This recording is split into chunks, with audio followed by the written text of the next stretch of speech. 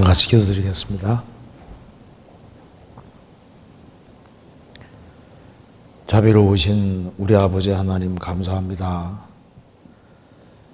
오늘도 저희들을 한자리에 불러 모아주시고 또 성경을 통해서 또 마음속에 여러 가지 궁금한 것들을 생각해 보려고 합니다. 주님께서 함께 해주시고 우리 마음을 열어주시고 또 하나님 말씀을 바르게 깨달아 알 수 있도록 도와주시옵소서. 또 이곳에 참석하지 못한 형제자매들도 어디 있든지 주님께서 지켜주시고 도와주시옵소서. 오늘 이 시간 주님께서 우리의 마음 가운데 두루 역사해 주시고 주 안에서 귀한 시간이 될 수 있도록 도와주시옵소서. 주 예수 그리스도 이름으로 기도하옵나이다. 아멘. 우리 성경 마태복음 16장 잠깐 찾으시겠습니다. 16장 28절입니다.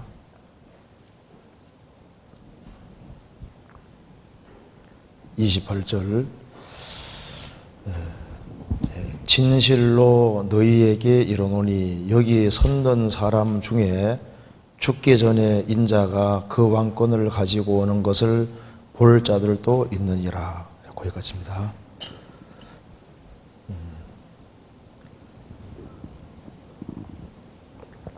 우리 질의응답 시간에 이 질문을 한 사람이 와 있으면 좋은데 질문해놓고 안 오는 경우도 있을 것 같아요. 그죠?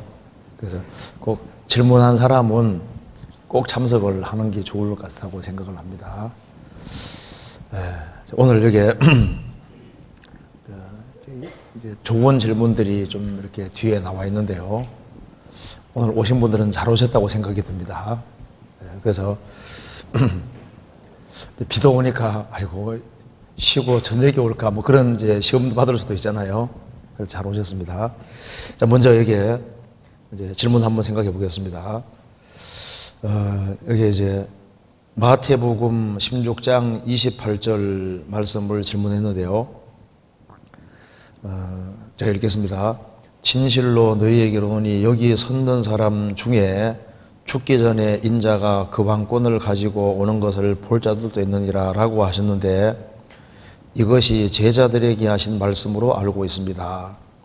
이것이 재림하실 때를 이야기하신 것인지 궁금하고 섰는 사람 중에 죽기 전에 볼 자가 있다는 것이 어떤 의미인지 궁금합니다. 이 말씀 그대로 진실입니다. 16장 28절 진실로 너희에게 이르노니 여기에 섰는 사람 중에 예수님 제자들 중에 죽기 전에 그러니까 죽기 전이니까 그 여기에 섰는 사람들 12제자들 예수님 제자들이 죽기 전에 인자가 예수님이 그 왕권을 가지고 오는 것을 볼 자들도 있느니라. 그 왕권 가지고 오는 것은 재림인데 재림을 볼 자도 있느니라. 다 죽어버렸는데 예수님 재림은 아직도 안 됐는데 이게 좀 모순되는 것이 아니냐 이렇게 이제 생각할 수 있는 겁니다. 그런데 죽기 전에 인자가 그 왕권을 가지고 오는 것을 볼 자들도 있느니라 하시면서 그로부터 엿새 후에 17장 1절입니다. 엿새 후에 예수께서 베드로와 야고보와 그 형제 요한을 데리시고 따로 높은 산에 올라가셨더니 저희 앞에서 변형되사 그 얼굴이 해같이 빛나며 옷이 빛과 같이 휘어졌더라. 때에 모세와 엘리야가 예수로 더불어 말씀하는 것이 저희에게 보이거늘. 엿새 후에 이 말씀하시고 여기에 섰는 사람들 중에 12제자 중에 죽기 전에 예수님 재림하는 것을 볼 자들도 있다고 하시고 12제자 중에서 세 제자 베드로, 야고보, 요한을 데리고 가서 예수님이 변화선상에서 변화된 모습을 보여준 이것이 바로 예수님의 재림에 대한 모습이었던 겁니다. 재림 예고편이었습니다. 그래서 여기 섰는 사람 중에 인자가 그 왕권 가지고 오는 걸 볼 자들도 있느니라 말씀하시면서 17장에서 보여주신 겁니다. 그리고 이것이 이제 재림에 대한 말씀인데, 이게 무슨 재림에 대한 말씀이냐? 재림에 대한 말씀이 맞는 겁니다. 요거 잠깐 적어 찾아봅시다. 베드로 후서 1장입니다. 베드로후서 1장.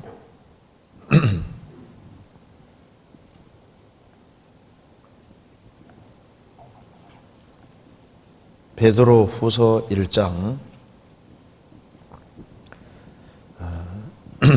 16절입니다.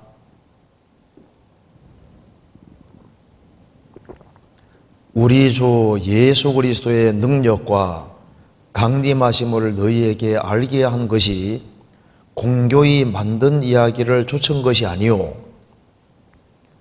우리는 그의 크신 위엄을 친히 본 자라.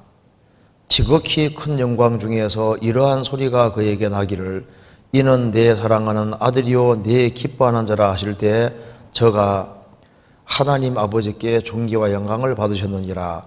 이 소리는 우리가 저와 함께 거룩한 산에 있을 때 하늘로서 나옴을 들은 것이라. 우리는 예수님 재림하는 모습을 미리 봤다. 이걸 이제 베드로 사도가 얘기하고 있습니다. 언제? 마태복음 17장에서 본 겁니다. 그래서 예수님 재림하는 예고편을 미리 보여주신 겁니다. 그리고 이제 베드로 사도가 베드로서 쓸 때 우리는 예수님의 재림을 친히 봤는데 변화선상에서 우리는 직접 봤다. 그러니까 재림은 틀림없이 있는 일이다. 이렇게 얘기한 겁니다. 그리고 누가복음 9장에도 똑같이 설명이 나와 있는데, 베드로, 야고보, 요한이 있는 자리에서 예수님 나타나셨을 때 옆에 모세와 엘리야가 섰잖아요. 모세와 엘리야가 뭐 얘기한지 아시죠? 예수님 별세를 말씀했다고 그랬습니다. 별세. 찾아볼까요? 누가복음 9장 보시겠습니다.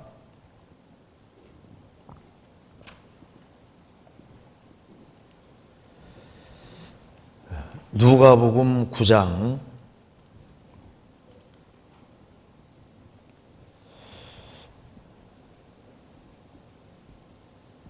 30절.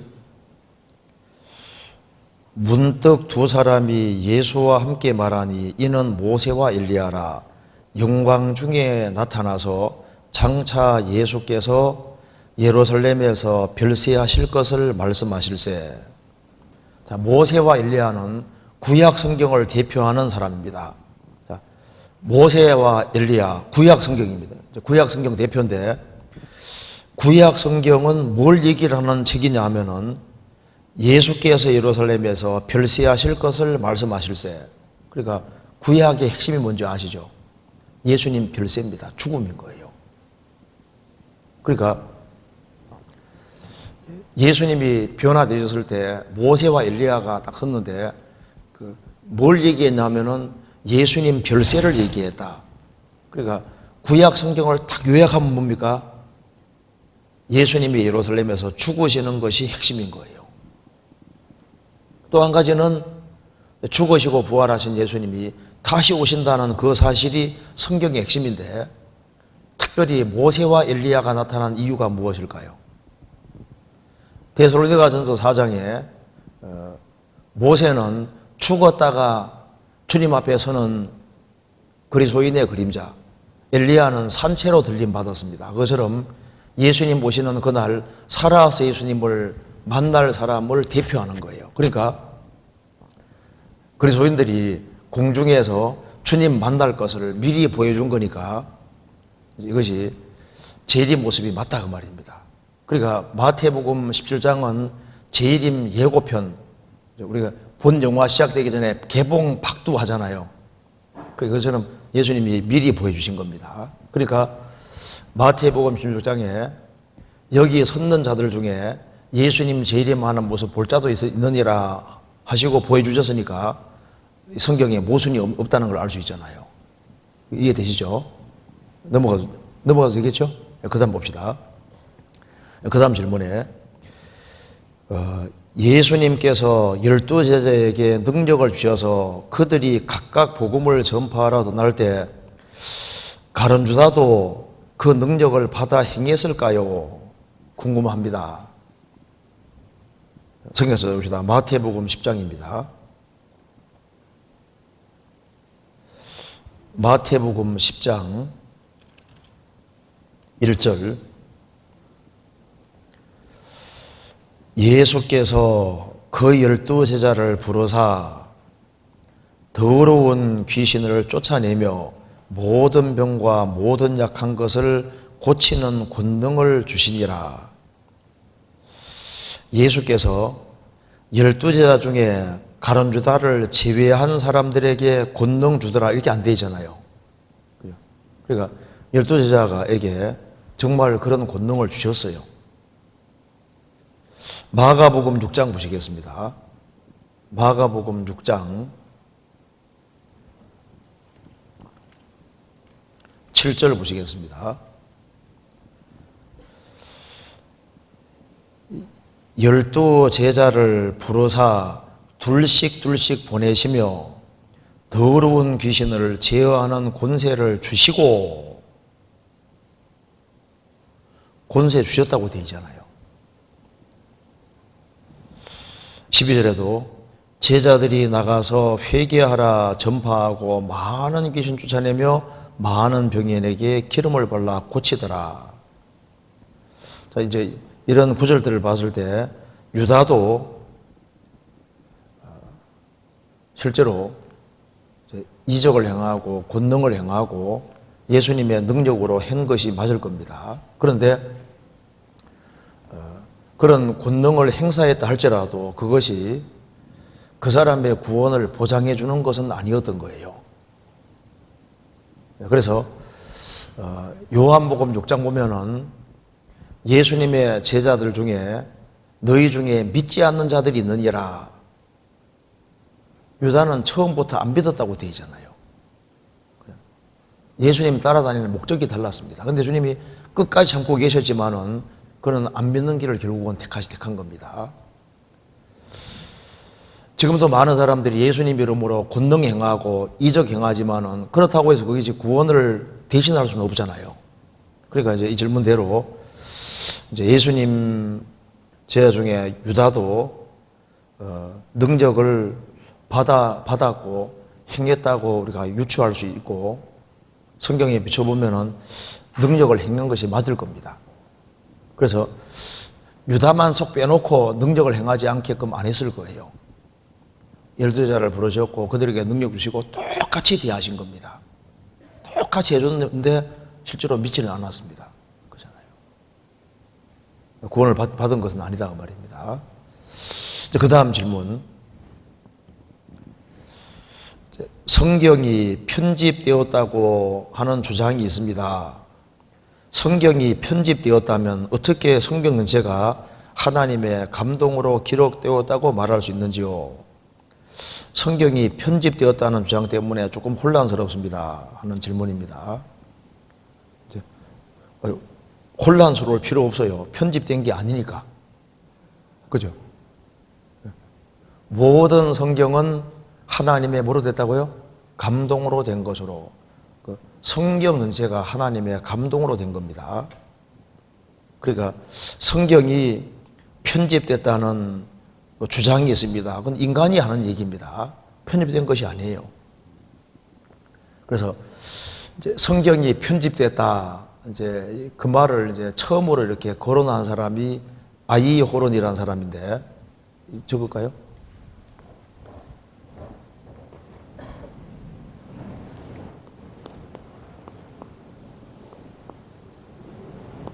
이제 요 사람이 이제 처음 요 얘기를 했고, 요걸 받아서 이제 벨 하우젠이라는 사람이 이제 성경이 편집됐다고 이제 발전시킨 겁니다. 근데 이제 아이오르는 왜 이제 이 얘기를 했냐면은 성경을 읽다 보니까 창세기 1장 1절에 태초에 하나님이 천지를 창조하시니라. 태초에 하나님이 엘로힘으로 이렇게 시작되거든요. 근데 창세기 2장을 탁 읽으니까 여호와 하나님의 천지 창조의 대략한 이러하니라 여호와가 나오잖아요. 그러니까 이거는 엘로힘 이 문서하고 여호와 제2문서 이 두 가지 문서가 조합돼서 인위적으로 편집된 것일 거라고 이제 이렇게 추측을 한 겁니다. 이제 그렇게 하니까 이제 그 다음에 이제 벨하우제는 이제 그렇다고 이제 그 다음에 더 발전시켜서 이제 이 문서 엘로힘 이 문서하고 엘로힘이 하나님이란 말입니다. 여호와 제2문서 그 다음에 이제 신명기 듀트로노미 이제 D 문서 제사장 프리스트 이제 P문서 이렇게 해서 모세오경은 네 가지 문서가 조합이 되어서 이 성경이 만들어진 것이고 이건 뭐 모세오경 영감됐다는 말은 이제 거짓말이다. 이제 이런 식으로 해서 이게 인간이 쓴 문서라고 문서를 조합했다는 식으로 이제 이렇게 설명을 했던 겁니다. 물론 또 이제 우리 시대에 다 거짓으로 드러났죠. 그러니까 이제 상상하는 거하고 실제하고는 다른 거예요. 그렇잖아요. 성경 한번 찾아봅시다. 창세기 1장 보시겠습니다. 1장 1절 봅시다. 태초에 하나님이 천지를 창조하시니라. 태초에 하나님이 이게 이제 엘로힘입니다. 원래 이제 성경에서 하나님이란 말이 들어가면은 그 뜻이 뭐냐 하면은 원래 엘이란 말이 원래 강하다 그런 뜻입니다. 그 엘로힘, 그 강한, 그러니까 엘로힘 들어가면 이제 하나님 하면 이게 아주 강한 분, 능한 분, 전능한 분 그런 뜻인 거예요. 그래서 창세기 1장은 전능하신 하나님이 6일이라는 과정을 통해서 천지를 창조한 순서를 단순히 말하는 거예요. 2장은 창세기 2장 넘어가 봅시다. 2장 보시면은 2장 4절에 여호와 하나님이 천지를 창조하신 때 천지 창조된 때에 창조된 대략이 아니라 하면서 여호와가 들어가잖아요. 그 여호와가 들어가면은 성경에서 여호와가 들어가면 네 가지가 기본적으로 들어가 있습니다. 그러니까 하나님 하면은 뭐가 들어있냐면 이분은 강하고 능하고 전능하신 분이다. 그게 들어가 있고 여호와가 들어가면은 이제 스스로 존재하시면서 만물을 존재케 하시고 인간과 언약을 맺으시고 언약을 성취한다. 네 가지가 들어가 있는 겁니다. 그러니까 이제 써드릴까요? 그러니까 이제 성경에서 이제 성경 읽을 때 하나님 이 말이 들어가면은 이제 하나님 이제 이거 들어가면 이제 일단 성경 읽으면서 하나님 하면 제일 먼저 생각해야 될 것이 뭐냐면 이분이 강하. 그러니까 이제 아주 강하시고 능하심. 그러니까 이제 하나님 생각하면 전능 이거 생각하면 맞는 겁니다. 전능한 능력이 있는 분 이렇게 생각하면 맞는 거예요. 그리고 이제 여호와란 말이 들어가면은 뜻이 뭐냐 하면은 제일 첫 번째는 스스로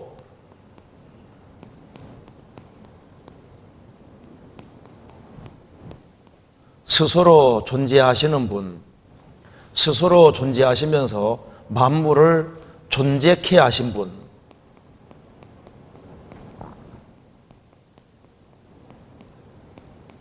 세 번째로 인간과 언약을 맺으시고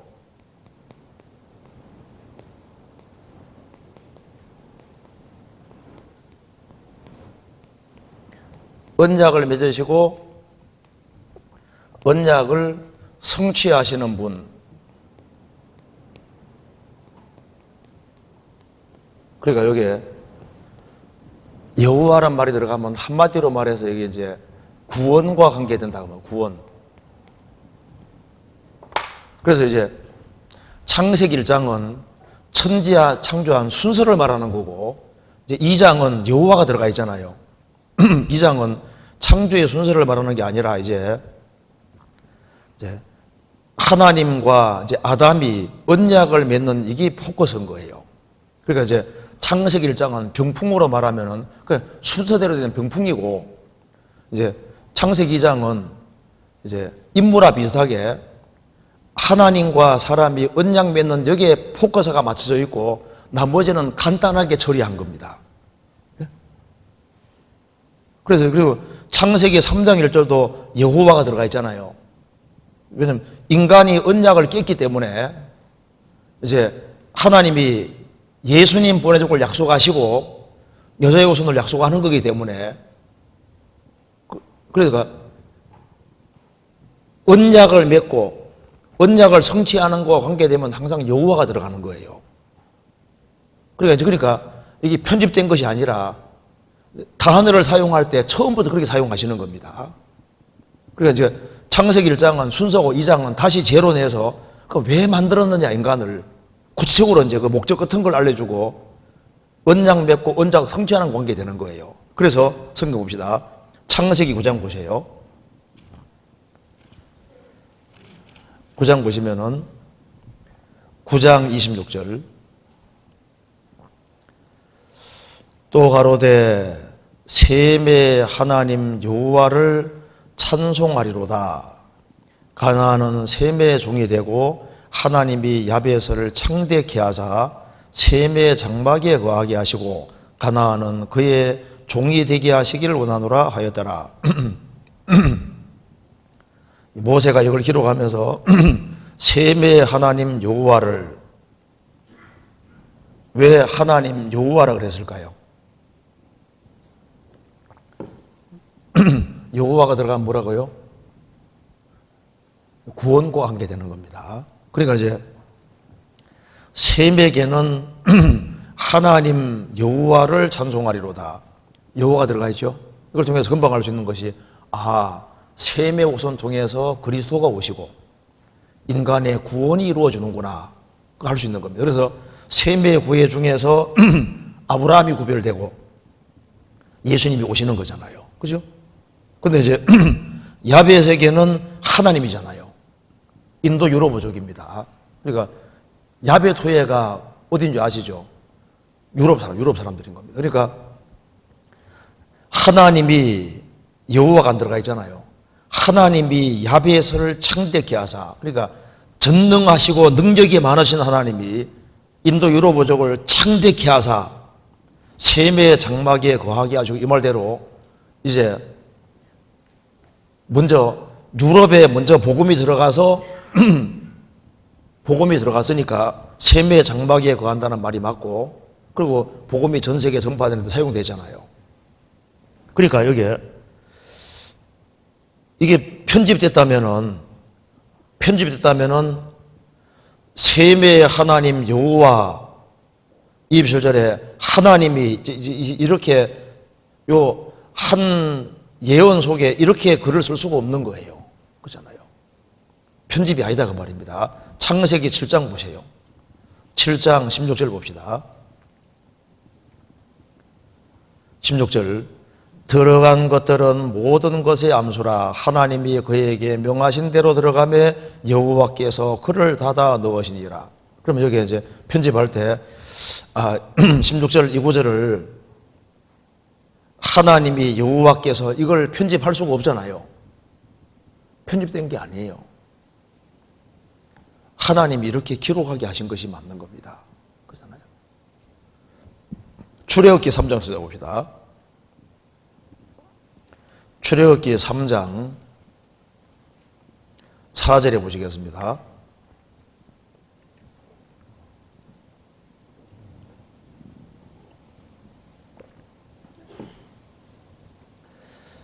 여호와께서 그가 보려고 돌이켜오는 것을 보신지라 하나님이 떨기나무 가운데서 그를 불러 가라사대 모세야 모세야 하시매 그가 가로되 내가 여기 있나이다.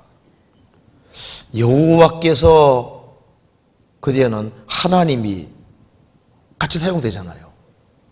그래 이게 편집이라면은 이렇게 할 수 없잖아요. 한 구절 안에 하나님 여호와를 이렇게 사용할 수 없잖아요. 편집이 아니다 그 말입니다.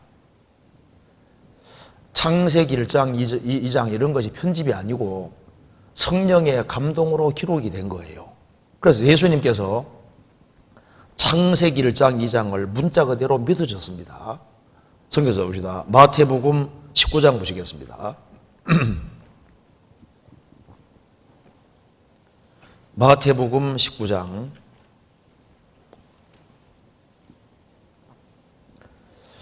4절입니다. 19장 4절. 예수께서 대답하여 가라사대 사람을 지으시니가 본래 저희를 남자 여자로 만드시고, 창세기 1장입니다. 말씀하시기를 이러므로 사람이 그 부모를 떠나서 아내 기합하여 그들이 한 몸이 될지니라 하신 것을 읽지 못하였느냐. 그건 2장이잖아요. 2장. 이러한 적 이제 둘이 아니요 한 몸이니 그러므로 하나님이 짝지어 주신 것을 사람이 나누지 못할지니라.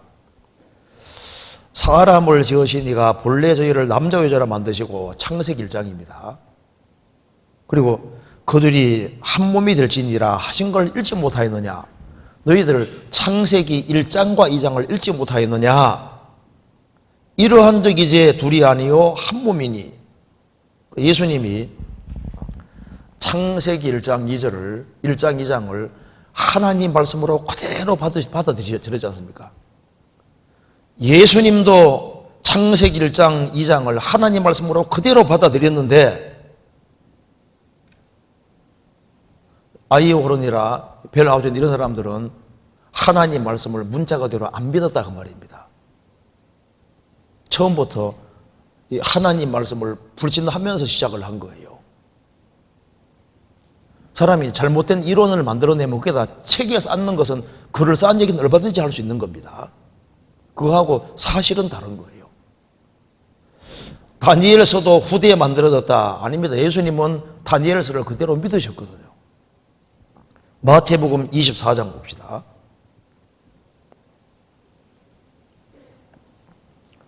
15절. 그러므로 너희가 선지자 다니엘의 말한 바 멸망에 가정한 것이 거룩한 곳에 선 것을 보거든 읽는 자는 깨달을진저. 예수님이 선지자 다니엘의 말한 바, 다니엘 얘기를 그대로 믿고 계셨잖아요. 그러니까 성경은 편집된 것이 아니고 예수님이 요한복음 10장에서 뭐라 하셨습니까? 성경은 피하지 못하나니, 성경은 피하지 못한다고 말씀하셨습니다. 성경은 절대 피하지 못한다. 그리고 신약 성경도 마찬가지입니다. 이제 사복음서도 이거 편집된 거다, 그렇게 얘기를 하는 사람이 있는데 천만의 말씀입니다.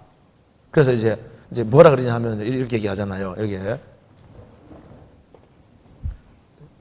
이거 들어보셨죠? 이제 이게 독일말로 이제 크벨레, 이게 큐문서라고 하는데, 원래 마가복음이라는 게 이제 16장까지 가장 적으니까 마가복음이 처음 기록됐을 것이고, 거기에다가 이제 살을 덧붙여 가지고 사복음서가 생겼다, 이렇게 이제 웃긴 소리를 하는데 그거 아니에요. 처음부터 아니에요. 처음부터 사복음서를 주님이 그렇게 만들게 하신 겁니다. 왜 그러냐 하면은 예수님을 설명하기 위해서 네 각도에서 예수님이 비춰준 거예요. 우리 건물을 볼 때 한 면으로 보면 잘 정확히 알 수 없잖아요. 그래서 건물을 네 군데서 보면 그 모양을 정확히 알 수 있는 것처럼 예수님을 네 각도로 비춰준 거다 그 말입니다. 그래서 마가복음은 예수님이 여호와의 종이라는 것을 설명하는 게 목적이니까 종은 족보가 필요 없잖아요. 마가복음 읽어보면 처음부터 족보가 없이 처음부터 일을 시작하는 거로 나오고 처음부터까지 계속 일하다 끝이 납니다. 왜? 종이라는 걸 증거하는 게 목적이니까. 그리고 마태복음은 예수님이 유대인들이 기다리던 메시아라는 걸 증거하는 게 목적이니까 아브라함과 다윗 자손 예수 그리스도의 세계를 하면서 예수님이 아브라함과 다윗 조선이라는 것을 설명하고 족보가 시작되잖아요. 그리고 예수님이 구약에 기다리던 메시아가 맞다는 걸 설명하면서 예수님이 바로 왕이라는 걸 설명하는 거니까 왕 앞에서 무섭잖아요. 마태복음 읽어보면 얼마나 무서운지 몰라요. 왕이라는 걸 설명하는 거니까. 그리고 누가복음은 예수님이 사람이라는 걸 증거하는 게 목적이니까 족보가 성경에 나와 있는데, 누가복음 3장에 나와 있는데 족보 어디까지 가냐면 아담까지 가잖아요. 첫사람 아담이 실패했는데 예수님은 여자의 후손으로 오셔서 사람으로 나셔서 아담이 실패한 것을 완전히 회복시키는 사람이라는 걸 증거하는 게 목적이니까 읽어보면 누가복음 읽을 때 제일 편안하게 읽을 수 있잖아요. 보면 진짜 사람이라는 걸 알 수 있는 거예요. 요한복음은 예수님이 하나님이라는 걸 증거하는 게 목적이니까 요한복음은 시작부터 하나님, 끝까지 하나님이잖아요. 그렇죠? 그러니까 예수님을 네 각도로 비춰주니까 이분은 진짜 사람이면서 진짜 하나님이셨구나. 예수님은 종이면서 여호와의 종이면서 동시에 진짜 만왕의 왕이시구나. 이걸 네 각도로 비춰준 거예요. 이게 짜집기 한 게 아니라 처음부터 그렇게 하신 거라고요. 그러니까 성경이 뭐 편집됐느니 이제 이런 얘기들은 이제 그거는 성경을 안 믿는 학자들이 어떻게 안 믿으려고 초자연적인 것을 안 믿으려고 나름대로 그럴싸하게 만든 이론에 불과하고 실제 사실과는 전혀 관계없다고 말입니다. 하나님이 성경 기록하실 때 그 어물쩍 아무렇게나 기록했을 리가 없습니다. 예수님 말씀하신 대로 성경은 피하지 못하나니 피할 수가 없는 거예요. 그래서 예수님이 성경을 있는 그대로 믿으신 것처럼 우리도 있는 그대로 믿어야 되는 것이 맞는 겁니다. 그 다음 넘어가겠습니다. 넘어가도 되겠죠? 그 다음 넘어가겠습니다. 성경 강연의 말씀 중에 의문이 있어서 질문드립니다. 아담 하와의 혈액형을 A형, B형이라 하셨습니다. 그러니까 아담 하와 둘 중에 하나가 A형, B형일 거다 그 얘기했잖아요. 우리는 하나님의 전지전능하심을 믿기 때문에 문제가 되지 않지만 성경을 처음 접하는 분들 입장에서는 의문이 생길 수 있을 것 같은 생각이 듭니다. 아담의 갈비뼈로 하와를 만들었다고 하면 당연히 하와도 같은 혈액형일 거라고 라는 일반적인 생각을 하지 않을까요? 내 뼈 중에 뼈, 살 중에 살이라 했는데 혈액형은 다르다는 말씀은 이해하기 어려운 것 같습니다. 그래서 생각해 봤습니다. 둘 다 A형, B형, O형일 경우엔 4개의 혈액형이 나올 수 없습니다. 하지만 AB형일 경우엔 둘 다 같은 혈액형일지라도 아들 세대엔 O형이 안 나오지만 손자 세대엔 O형까지 나옵니다. 만일 혈액형이 같은 혈액형이면 AB형이 아닐까요? AB형이면 나올 수가 없어요. 둘 다 AB형이면 해볼까요?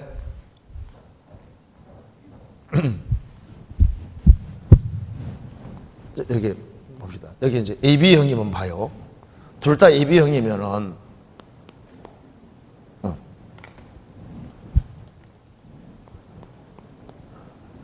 조합을 해보면은 A형, AB형, 그 다음에 AB형, B형, BB형이 되는 거니까 O형은 절대 나올 수가 없습니다. 그리고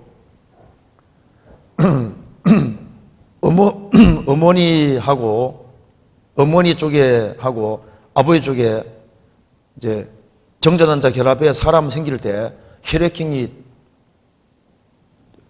아버지하고 어머니 쪽으로부터 받는 거기 때문에 갈비뼈하고는 상관이 없을 겁니다. 그러니까 하나님이 혹시라도 창조를 안 믿고 최초 사람이 두 사람이 아니라는 걸 안 믿을까 봐 하나님이 혈액형을 이렇게 아담하와 둘 중에 하나에게 한쪽에서는 A형, 한쪽에서는 B형 되게 해가지고 이렇게 만드셨을 거예요.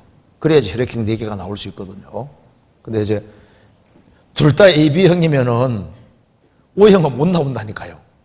그죠? 무슨 이해되죠? 그러니까 이제 아담 하와 둘 중에 하나가 A형, B형일 거다. 이렇게 말해야지 현재 혈액형 4개가 나올 수 있고 최초 사람 두 사람이라서 했으니까 A형, B형 둘 중에 하나일 거다 그 말입니다. AB형은 아닙니다. 그리고 하나님은 뭐든지 할 수 있는 분이니까 갈비뼈에서 만든다 할지라도 사람을 직접 만드시는 분이니까 아담은 A형, 하와는 만들 때 갈비를 만들어도 하와는 B형 이런 식으로 해가지고 탁 해서 만들어버리면요 혈액형 4개 정확히 나오잖아요. 그죠? 그 다음 넘어가겠습니다. 그 다음 질문, 이게 좀 중요한 질문 같습니다. 구원받은 지 오래된 자매입니다. 구원받은 지 오래됐대요. 제가 예수님 피로 영원한 속죄를 받고 구원을 얻었습니다. 제 안에 영생이 있고 하나님의 자녀가 되었고 의인이 된 것은 다 믿어지는데, 그 다음 대자가 문제입니다. 믿어지는데 언제부터인가 최근에 천국에 간다는 사실이 믿어지지 않습니다. 그러니까 이제 앞이 건 다 믿어지는데 천국에 간다는 사실은 믿어지지 않는다. 그 무슨 말이냐면 내가 정말 천국 갈 수 있을까? 이제 그 생각 든다 그 말이잖아요. 하나님과의 교제도 끊어져서 회복이 안 됩니다. 이런 저를 예수님이 데려가실까요? 하나님께 버림받은 것은 아닌지 두렵습니다 하는 질문입니다. 그러니까 이제 구원받은 지 오래됐대요. 분명히 말하기를 제가 예수님 피로 영원한 속죄도 받고 구원도 얻었고 영생이 있고 자녀가 되었고 의인이 된 것은 다 믿어진다. 그건 확실히 믿어지는데 천국에 간다는 사실이 믿어지지 않는다. 그 말이 무슨 말이냐면은 야, 내가 정말 천국 갈 수 있을까? 자기 쳐다보는 거잖아요. 그리고 여기 교제도 끊어졌다고 되어 있는 걸 봐서는 내가 하나님과 교제도 끊어졌고 그리고 신앙생활을 바르게 못하니까 이런 생각 들 거 아니에요. 바르게 못하고 야, 내가 이제 이렇게 신앙생활 잘 못하고 있는데 이래서 내가 천국을 정말 갈 수 있을까 하는 이제 의문이 든다고 말입니다.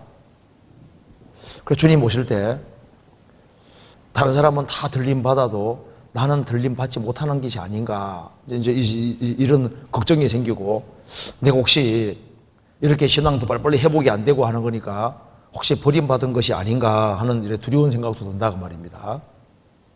그죠? 근데 여기서 신앙생활을 잘 못하면서 주님 오셔도 나는 확실히 갈 거야. 나는 뭐 이렇게 못 살아도 아무 문제 없어. 이렇게 하면 이 사람도 진짜 문제거든요. 신앙생활을 잘 못하면서는 야, 나 같은 게 정말 천국 갈까 이런 의문이 들고 그 하나님과 교제도 끊어졌으면은 회복도 빨리 안 되고 하면은 야, 내가 주님 올 때 정말 나를 데려가실까 이런 이제 생각들이 올라오는 거지 않습니까? 이제 이게 이제 그래서 내가 버림받은 것이 아닌지 두렵다 그 말입니다. 근데 이제 한 사람이 천국 가는 것은 우리가 신앙생활을 잘해서 가는 건 아니지 않습니까? 그렇잖아요. 천국에 데려가는 근거는 주님 피로 값주고 샀고 주의 것이 됐고 주의 것이기 때문에 데려가는 거예요. 6월절 양 사건 아시잖아요. 주님 말씀 믿고 양의 피를 발랐을 때 그 장자들을 상태를 보고 넘어가는 게 아니라 장자가 죽을 자리에 양이 대신 죽었다는 명백한 사실 때문에 심판이 넘어가는 겁니다. 그렇잖아요. 그래서 여기 앞에 말하는 건 확실히 믿어진다. 구원받은 지 오래됐고 이거 확실히 믿어진다. 그래서 주님이 나를 데려가시는 근거는 내가 신앙생활을 잘하는 것 때문에 데려가는 건 아닙니다. 성경에서 봅시다. 고린도전서 찾아봅시다. 고린도전서 15장 보세요. 15장 51절.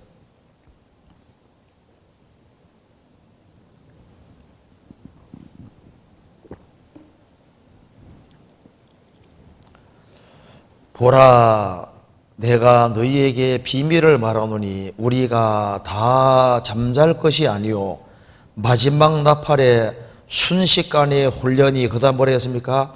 다 변하리니. 다. 이 말을 들었을 때 고린도 성도들은 큰 위로를 받았을 겁니다.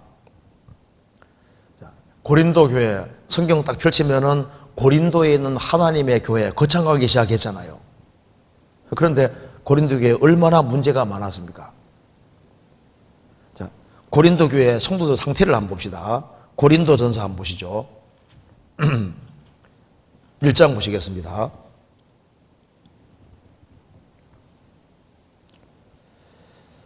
1장 11절 내 형제들아 글로에의 지편으로서 너희에게 대한 말이 내게 들리니 곧 너희 가운데 분쟁이 있다는 것이라. 고린도 교회 구원받은 사람들 속에 분쟁이 있었고 파가 네 파로 갈라졌습니다. 나는 바울파, 나는 아볼로파, 나는 게바 베드로파, 나는 그리스도파, 파가 넷으로 갈라졌습니다. 고린도 교회에 파당이 생겼고, 그리고 3장 보시겠습니다. 3절에 너희가 아직도 육신에 있는 자로다. 너희 가운데 시기와 분쟁이 있으니 어찌 육신에 속하여 사람을 따라 행함이 아니리요. 고린도 성도들 중에 시기와 분쟁이 있었습니다. 그리고 이 고린도 교회 성도들 속에 이제 심지어 바울 사도를 판단하는 사람도 있었고, 또한 고린도전서 5장 보시겠습니다. 5장 1절에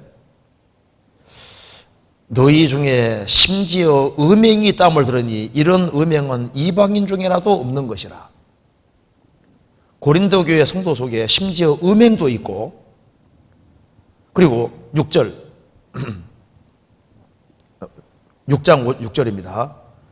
형제가 형제로 더불어 송사할 뿐더러 믿지 않는 자들 앞에서 하느냐. 이제 법적인 소송을 형제에게 걸어서 불신자 앞에서 감옥에 서넣으려고 구원받은 사람들을 돈 문제가 생겨서 형제가 형제로 더불어 송사도 하고 믿지 않는 자들 앞에서 송사를 했다고 말입니다. 그리고 고린도 성도들 속에 성경 찾아봅시다. 고린도전서 11장 보세요.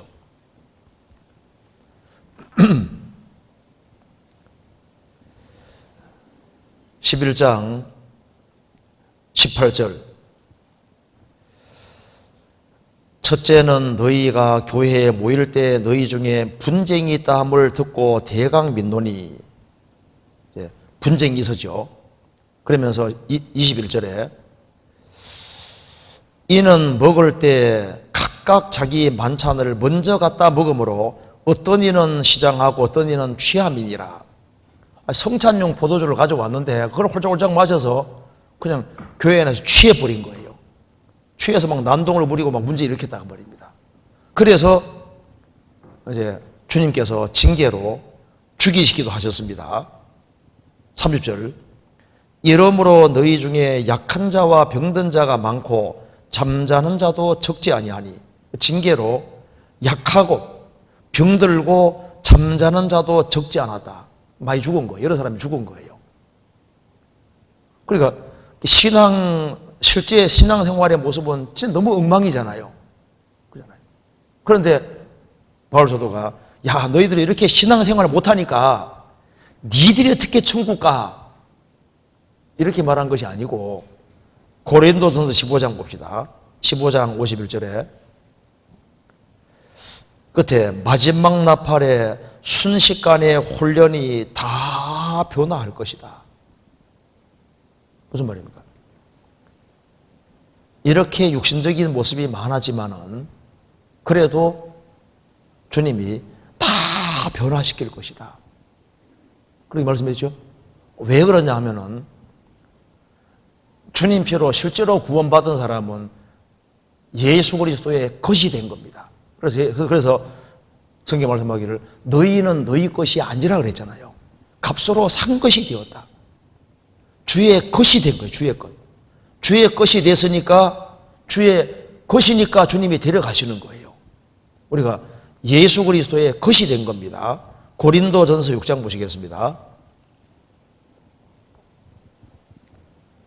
6장 19절 너희 몸은 너희가 하나님께로부터 받은 바 너희 가운데 계신 성령의 전인 줄 알지 못하느냐. 너희는 너희 것이 아니라 값으로 산 것이 되었으니 그런즉 너희 몸으로 하나님께 영광을 돌리라.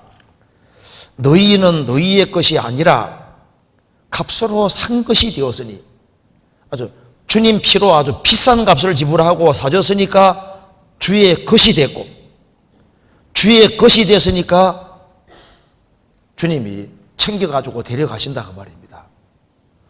성경 봅시다. 로마서 1장 봅시다. 로마서 1장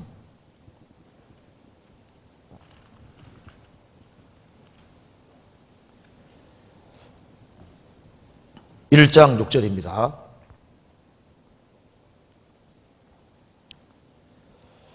너희도 그들 중에 있어 예수 그리스도의 것으로 부르심을 입은 자니라. 예수 그리스도의 것으로 부르심을 입었다. 주의 것이 된 거예요. 그래서 요한계시록 5장 보시겠습니다. 우리가 이제 들림받는 근거는 딱 한 가지 때문입니다. 요한계시록 5장 9절입니다.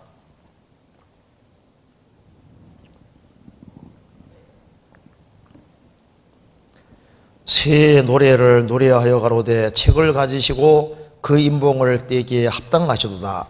일찍 죽임을 당하사 각 족속과 방언과 백성과 나라 가운데서 사람들을 피로 사서 하나님께 드리시고,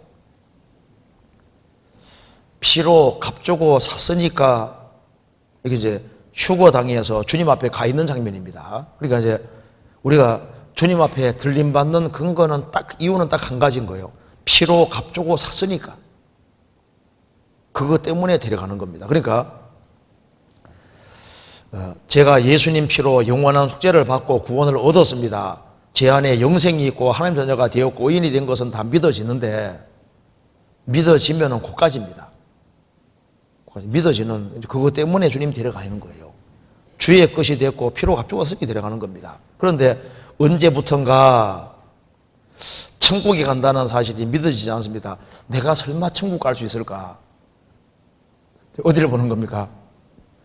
주님 바라보다가 이제 자기를 자꾸 보잖아요. 자기를 자꾸 보니까, 야, 이거 참 내가 이렇게 신앙생활을 못하는데, 내 속에는 선한 것이 없고 타락된 본성이 가득하고, 야, 내가 이렇게 신앙생활을 못하는데 설마 나를 데려가실까? 내가 정말 휴거당할 수 있을까? 여기 이제 천국 간다는 게 안 믿어진다고 말은, 내 같은 게 정말 이제 휴거당해서 주님 나 정말 데려가실까? 이제 그 의문이 생긴다 그 말입니다. 근데 왜냐하면은 이제 자기를 자꾸 보면은 자기 속에 있는 부패된 본성을 보게 되는 거예요. 로마서 7장 보시겠습니다. 로마서 7장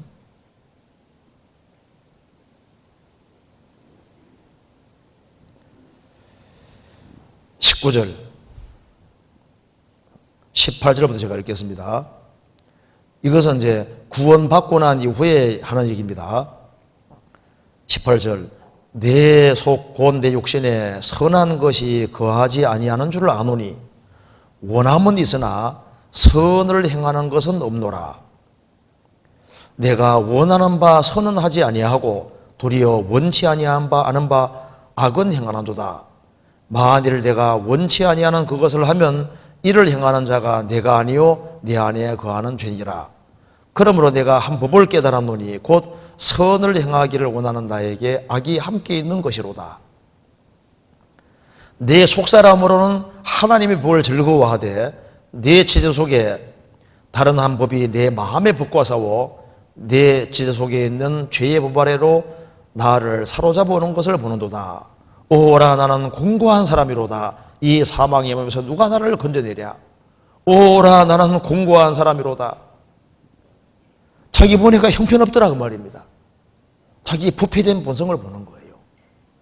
그래서 야, 이게 내가 이렇게 신앙생활을 못하는데 어느 날은 이제 하나님이 정말 나하고 멀리 있는 것처럼 보이고 하나님과 교제도 잘 안 되고 이런 상태에 있는데 내 같은 게 정말 천국 갈까? 이런 의문이 생길 수도 있잖아요. 그래서 이런 것이 생길 수 있습니다. 그런데 뭘 알아야 되냐면 구원을 받은 사람은 또 교제가 회복이 돼요. 교제가 이제 끊어진 것처럼 보여도 이런 내가 정말 구원받았을까? 내가 정말 천국 갈까? 이제 이런 생각을 가지고 있는 사람은 또 말씀 듣는 가운데 다시 또 회복이 됩니다. 신앙을 또 주님 회복시켜 주세요. 그래서 이제 문제가 교제가 주님하고 교제가 안 된다. 교제가 끊어진 것 같아. 그래서 문제는 구원 문제라기보다는 교제 문제가 맞을 겁니다. 그 구원은 확실히 받았는데 신앙생활 잘했는데 시간 지나가면 신앙생활 잘 못하고 이제 주님하고 이제 교제도 끊어진 것처럼 보이고 이렇게 하면은요 이런 갈등이 생기고 나 같은 사람이 정말 천국 갈 수 있을까 이런 의문이 생길 수 있잖아요. 그러니까 이것이 이제 주님 앞에 신앙을 회복시키라는 신호가 될 수 있는 거잖아요. 그럼 어떻게 하면은 신앙이 회복될 것이냐 이건 좀 중요한 주제가 될 수 있습니다. 이 말씀에서 이제 질문에서 중요한 것이 주님하고 교제가 끊어진 것 같아. 그 교제가 회복이 반드시 돼야 되는 겁니다. 그래야만 다시 이제 구원의 기쁨이 생기고 주님 더 큰 확신을 또 주시는 거예요. 그렇잖아요. 그럼 어떻게 하면 끊어진 교제가 회복이 될까? 방법이 여러 가지가 있는데 어떻게 신앙이 회복되느냐 그걸 알기 위해서 이제 이렇게 생각하면 쉽습니다. 이거 한번 봅시다.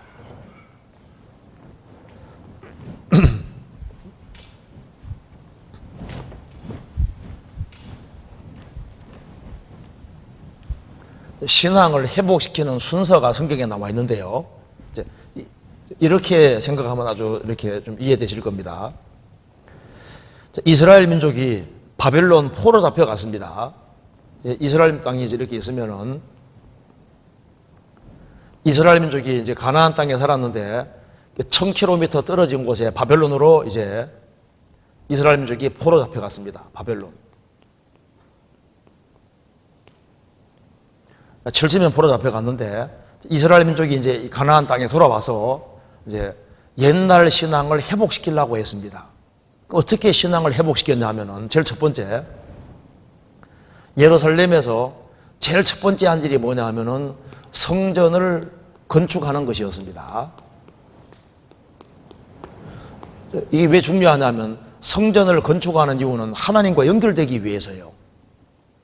그러니까 성전을 먼저 건축을 했고 그 다음 한 일이 뭐냐 하면은 성벽을 건축했습니다. 성전 건축은 누가 했는지 아시죠? 여호수아와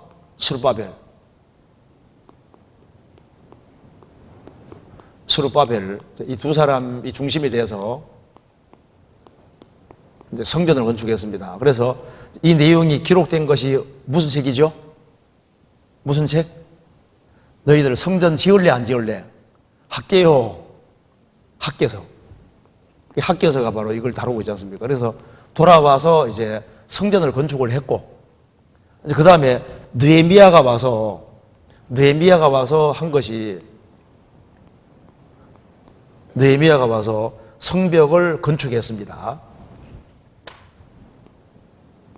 성벽을 건축하고 그 다음에 세 번째 뭘 했냐면은 이제 에스라가 등장해서 에스라가 수문에서 성벽의 수문에서 하나님 말씀을 가르쳐서 하나님 말씀을 열심히 배우게 해서 하나님 말씀으로 이제 신앙을 부흥시킨 거예요. 그리고 이 순서인데 한 사람의 이제 신앙이 회복되기 위해서 어떻게 해야 되냐 하면은 제일 먼저는 성전 건축을 하는 이유는 하나님과 연결되기 위해서입니다. 그래서요, 이제 지금으로 말하면 성전이 어디냐 하면은 주님 몸 된 교회가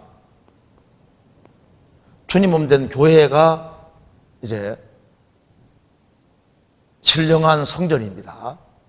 그래서 먼저는 이제 구원받은 무리 가운데 연결이 돼야 되고, 그 다음에는 성벽을 건축하는 것처럼 성벽이 우리의 마음의 그림자입니다. 그러니까 성전 건축하는 것은 우리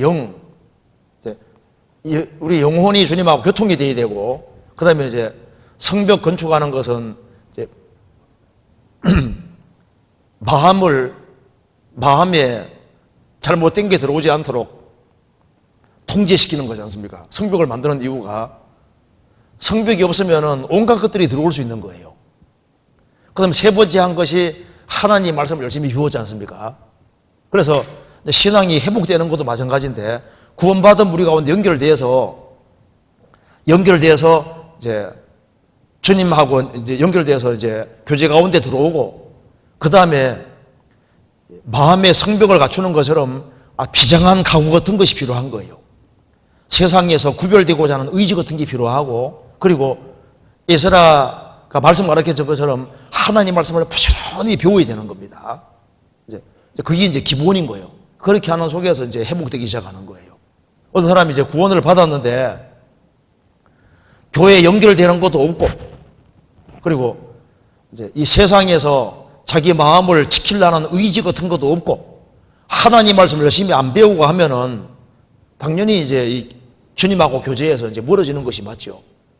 그리고 이제 어떤 사람도 말합니다. 아니, 나는 교제 연결돼서 말씀도 열심히 배우는데 조사해 보면은 죄를 안 버리는 거예요. 죄를 고집하고 있으면은, 그러면은 신앙이 회복되지 않습니다. 그러니까 마음에 우상이 있으면은 회복이 될 수가 없어요.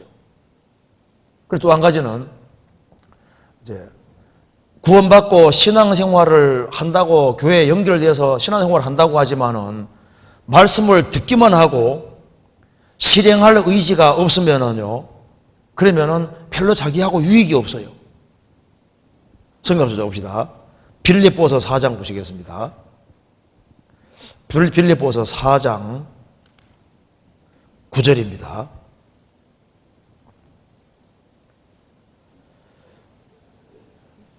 너희는 내게 배우고 받고 듣고 본 바를 행하라.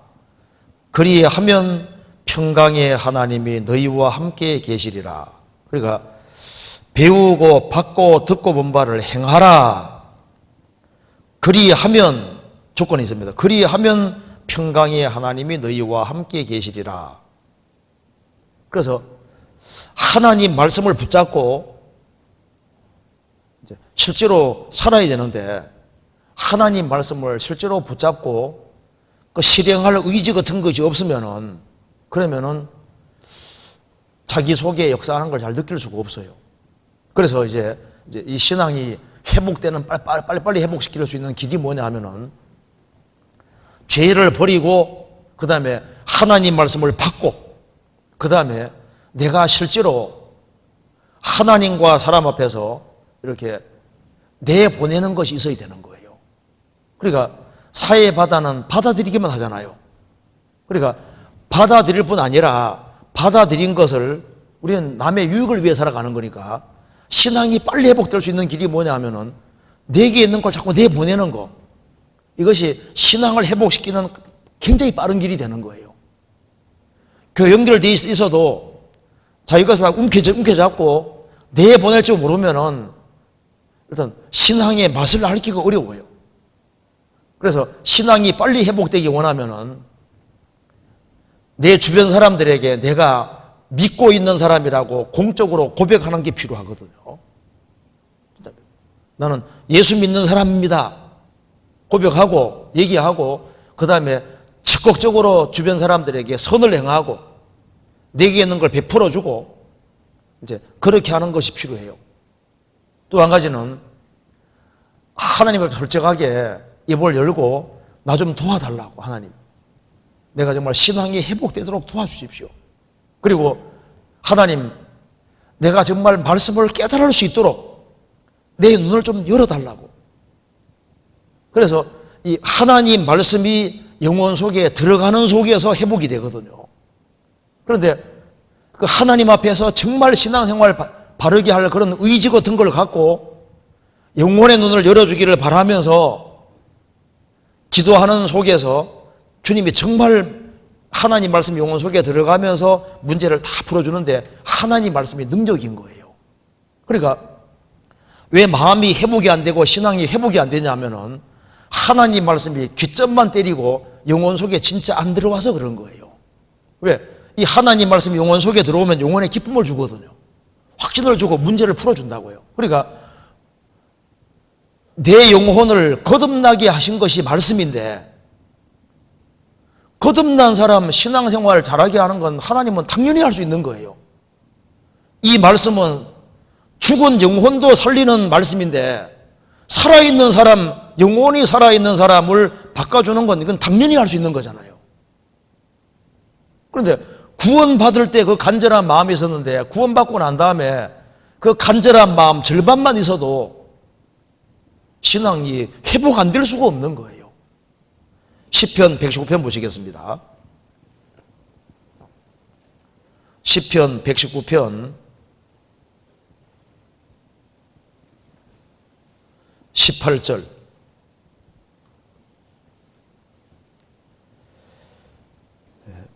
내 눈을 열어서 주의 법에 기이한 것을 보게 하소서. 내 눈을 열어서 주의 법에 기이한 것을 보게 하소서. 그리고 130절 보시겠습니다. 주의 말씀을 열무로 우둔한 자에게 비치어 깨닫게 하나이다. 하나님이 말씀을 열어서 깨닫게 해주는 사람은 어떤 사람이냐 하면은 갈망하는 사람이잖아요. 내 눈을 열어 주의 법에 기이한 것을 보게 하소서. 그래서 신앙이 회복되기를 간절히 원하고 하나님 말씀이 정말 내 마음속에 깨달아지도록 기도하고 하나님의 도움을 구해야 됩니다. 그래서요, 이 신앙이 회복되는 데 중요한 요소가 뭐냐 하면은 우리 집 사람들 이게 구원받고 난 다음엔 공짜 좋아하면 안 됩니다. 구원은 공짜일지라도 구원받고 난 다음에는 신앙이 회복되기를 정말 바라면은 대가를 지불할 각오를 해야 되는 거예요. 그러니까 하나님 앞에서 시간 투자하고 이 대가를 지불해야 되는 겁니다. 그러니까 신앙이 회복되는 것에 대한 대가라는 게 필요한 거예요. 대가. 그러니까 그런 것이 없이 그냥 자기 편한 대로 살아가면서 신앙이 회복되기를 바라면 그거 합당하지 않은 거예요. 어떤 사람은 구원받고 아주 심차게 살아가는데 어떤 사람은 그렇지 못한 이유가 뭐예요? 대가를 지불할 의지 같은 게 없으면은 시간을 주님께 드리지 아니하고, 그러니까 몸과 마음과 시간을 주님께 드리지 아니하면서 신앙이 회복되기를 바란다는 말이 그 합당하지 않은 거예요. 성경 잠언 4장 보시겠습니다. 잠언 4장 7절 보시겠습니다.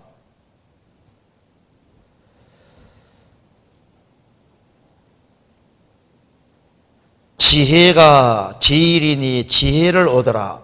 물은 너의 얻은 것을 가져가서 명철을 얻을지니라. 물은 너의 얻은 것을 명철을 얻을지니라. 그러니까 주님의 신령한 걸 얻고 하나님의 것을 정말 얻기를 원하면은 내가 얻은 것, 내 육신적인 것을 가져가서 그걸 투자해서 얻어야 되는 거예요. 그런 것이 없이, 그러니까 신앙이 회복되기 원하면은 모임을 한 번 나오는 사람은 두 번 나오려고 해야 되고 세 번 나오려고 해야 되고, 다른 사람이 말씀 한 번 들을 때는 두 번 듣고 세 번 듣고 주일 말씀 듣고도 가져와서 집에서도 열심히 듣고 하면서 시간 투자를 해야 되는 거예요. 그래야만 그런 마음과 정신이 있는 사람들, 그런 사람은 주님께서 보시고 그 사람 영혼 속에 역사하시니까 영혼의 기쁨과 즐거움이 생기고 회복이 되고, 그리고 신앙생활을 힘차게 잘할 수 있는 거예요. 누구든 잘할 수 있게 만들어 두신 거라고요. 그리고 그러니까 신앙이 왜 회복이 안 되냐 하면은 그리스도인이라는 것이 원래 십자가 지는 사람이잖아요. 그러니까 고난받기를 싫어하고 고생하기를 싫어하는 사람, 그냥 자기 편한 대로 살기를 원하는 사람, 자기 편리한 대로 살기를 원하는 사람은 그 사람은 신앙 회복이 뭔지를 알 수 없고 주님하고 뭐 친밀하게 뭐 교제되니 사귀니 그게 무슨 말인지 알 수가 없는 거예요. 그리고 구원받고 시간이 오래되면 오래될수록 더 희생하는 모습, 그런 것이 있어야 되는 겁니다. 군인이 막 구두 반짝반짝하게 닦고 그리고 아주 뭐 계급장 잘 달고 그게 군인다운 게 아니잖아요. 군인은 전쟁터에서 죽을 각오를 하고 잘 싸우는 게 중요한 겁니다. 그렇지 않은 하나님 앞에서 신앙이 정말 회복되어야 되는데 회복되기 위해서는 아주 좋은 방법이 있어요. 어떤 사람 말합니다. 아이고 나는 뭐 이것저것 하기 어렵다. 하기 어려우면 하나 잘하면요 빨리 회복될 수 있습니다. 그 하나가 뭔지 아세요? 청해서 봅시다. 말라기 3장 보시겠습니다. 말라기 3장 보세요. 나는 이것저것 못하겠다. 그럼 이거 해봐요. 말라기 3장 7절입니다. 만군의 여호와가 이르노라. 너희 열조의 날부터 너희가 나의 규례를 떠나 지키지 아니하도다. 그런즉 내게로 돌아오라. 그리하면 나도 너희에게로 돌아가리라 하였더니 너희가 이르기를 우리가 어떻게 하여야 돌아가리까 하노도다. 사람이 어찌 하나님의 것을 도유질 하겠느냐. 그러나 너희는 나의 것을 도유질 하고도 말하기를 우리가 어떻게 주의 것을 도유질 하였나이까 하노도다. 이는 곧 11조와 헌물이라. 이 말 보면은 너희가 내게로 돌아오라. 우리 어떻게 해야 돌아가리까? 야, 주님께서 너희들 진짜 내게 돌아오기 원하냐? 신앙이 회복되기 진짜 원하냐? 그럼 어떻게 해야 됩니까? 11조와 헌물이니라. 물질 생활을 바르게 해봐. 그 말이잖아요. 실제로 신앙이 회복되기 원하면 방법이 간단합니다. 헌금 생활 있지 않습니까? 그걸 바르게 하고 내가 물질을 형제자매 밥도 사주고 물질을 있지 않습니까? 주님께 드리고 물질을 가장 주님 볼 때 정말 원하시는 뭐 물질 사용하는 거 이거 잘 사용하기가 쉬워. 이건 할 수 있는 거잖아요.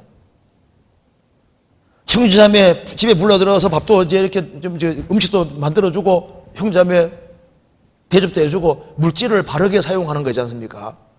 그거 해보면요 신앙이 빨리 회복됩니다. 진짜예요. 그러니까 신앙이 회복될 수 있는 방법은 많이 있는데 주님께서 너희들 진짜 내게 돌아오고 싶으냐?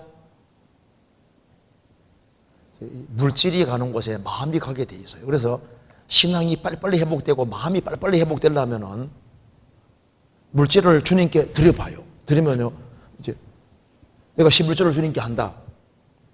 물질 생활을 바르게 한다. 그럼 물질이 가는 곳에 마음도 가게 돼 있으니까 하나님께 빨리빨리 가게 만드는 좋은 길이 물질을 주님께 제대로 사용하고 형제자매에게 제대로 사용하고 이렇게 건전하게 사용해봐요. 하면요, 이 가는 쪽에 내 마음도 가기 때문에 진짜 바뀌어져요. 그리고 이 크리스찬들이 모이는 모임에 더 적극적으로 참여하고 계속 참여해봐요. 그러면 회복이 된다니까요. 그래서 술 취하지 말라 이는 방탕한 것이니 오직 성령의 충만을 받으라. 술 취하려면 어떻게 하면 됩니까? 이렇게 이제 충만이 빨리 안 된다 그 말입니다. 안 먹으니까. 술 충만하려면은 술 안 먹으면은 술 취하는 재간이 없어요. 어떻게 하면 술 취하느냐? 방법이 간단해. 술 있는 곳에 가서 술 주거니 받거니 하면 자꾸 마셔요. 그리고 1차, 2차 더 좋지 하고 2차 가서도 마시고 3차 가서도 마시고 어떻게 하면 됩니까? 자기도 모르게 충만하게 돼. 때려도 아프지도 않고 그렇잖아요. 그처럼 성령 충만을 하면 어떻게 하면 됩니까? 성령 있는 곳에 가면 돼. 구원받은 무리 가운데 성령이 계시잖아요. 그래서 내가 이 구역에 속한다. 그럼 이 구역만 그게 아니라 이 구역 가서도 말씀 듣고 또 시간 나면 저구역도 가고 여기서 자꾸 참여하고 그럼 자기도 모르게 충만하게 된다니까요. 그러니까 시간 투자할 생각을 해야 되는 거예요. 시간 같은 걸 투자하지 않으면서 내 신앙이 회복되기를 바란다. 그거는 합당하지 않은 겁니다. 그래, 구원의 즐거움이 회복되어야 되는데 회복되기 위해서 우리가 해야 되는 건 생각보다 간단할 수 있는 거예요. 복잡하지 않은 겁니다. 그래서 여기 질문한 대로 내가 구원받은 건 확실한데 야, 나 같은 게 정말 천국 갈까? 주님하고 교제가 안 된, 교제가 잘 끊어진 것 같아가 말입니다. 내가 혹시 버림받은 것이 아닌가? 이제 그런 생각이 든다고 했는데 그런 사람은 빨리빨리 신앙을 회복시켜야 됩니다. 회복시켜야 되는데 방법 복잡한 게 아니에요.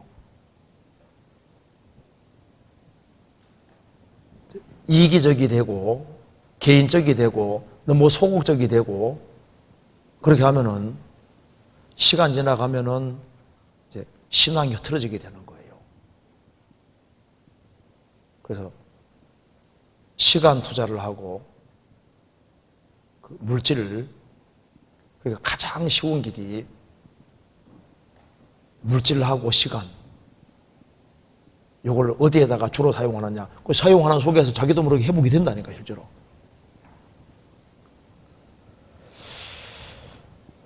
그래서 이게 언제부턴가 최근에 천국 간다는 사실이 안 믿어진다.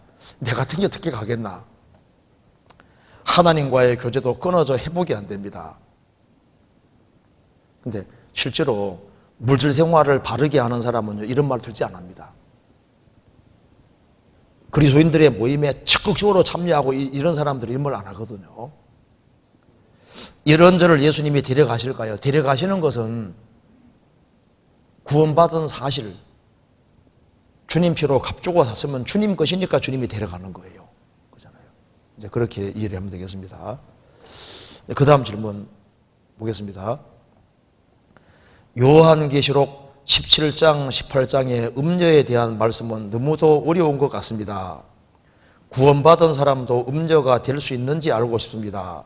설명을 부탁드립니다. 먼저 17장, 18장 말씀이 좀 어려운데 먼저 간단하게 생각을 해보고 구원받은 사람도 음녀가 될 수 있는지 한번 생각을 해봅시다. 먼저 요한계시록 17장 잠깐 보시겠습니다. 17장 1절입니다.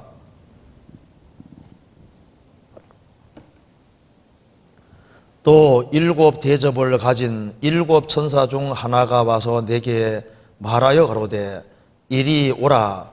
많은 물 위에 앉은 큰 음녀에 받을 심판을 내게 보이리라.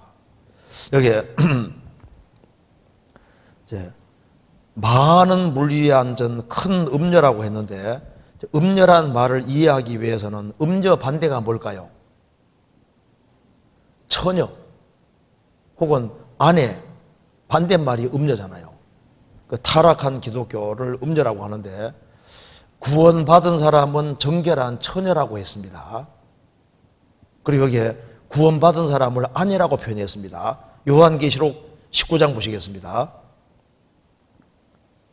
19장 7절에 우리가 즐거워하고 크게 기뻐하여 그에게 영광을 돌리세 어린 양의 혼인 기약을 이뤘고 그 아내가 예비하였으니 예수님은 어린 양 신랑이시고 그 아내가 예비하였다. 그 아내가 누굽니까? 구원받은 사람들, 주님 몸된 교회, 구원받은 사람들은 아내, 정결한 처녀입니다. 그래서 고린도후서 11장에도 구원받은 사람을 정결한 처녀라고 했습니다. 그러니까 정결한 처녀 그리고 여기에 아내, 반대말이 음녀니까 음녀는 타락한 기독교를 말하는 겁니다. 그래서 더 정확히 말씀드리자면 찾아봅시다. 고린도후서 11장 보시겠습니다. 음녀가 뭐냐 하면은 여기에 11장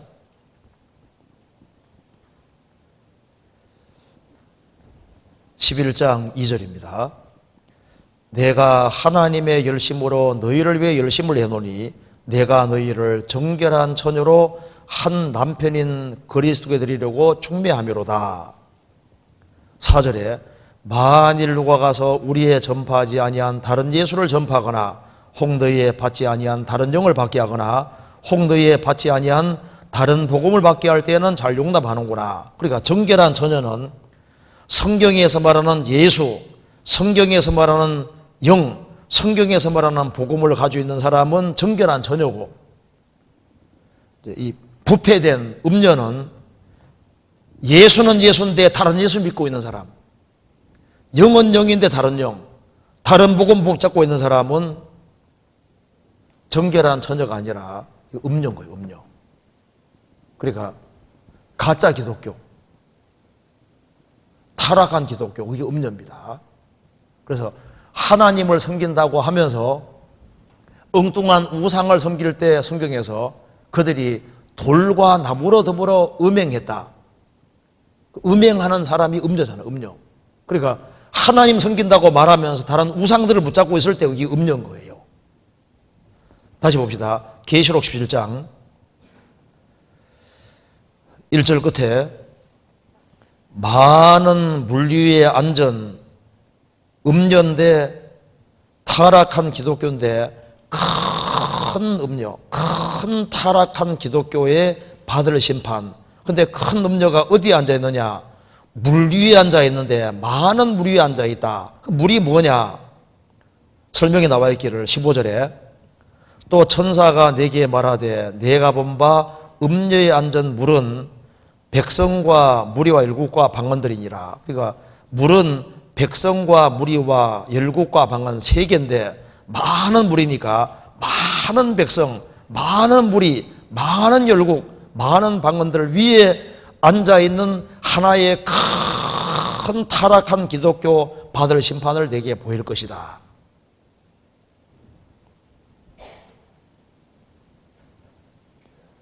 그리고 이게 음녀라는 것이 바로 큰 음녀, 전 세계적으로 거의 전 세계 위에 군림해서 앉아있는 세력 경사하는 큰 타락한 기독교가 하나 있는데 그 심판을 내가 네게 보이리라.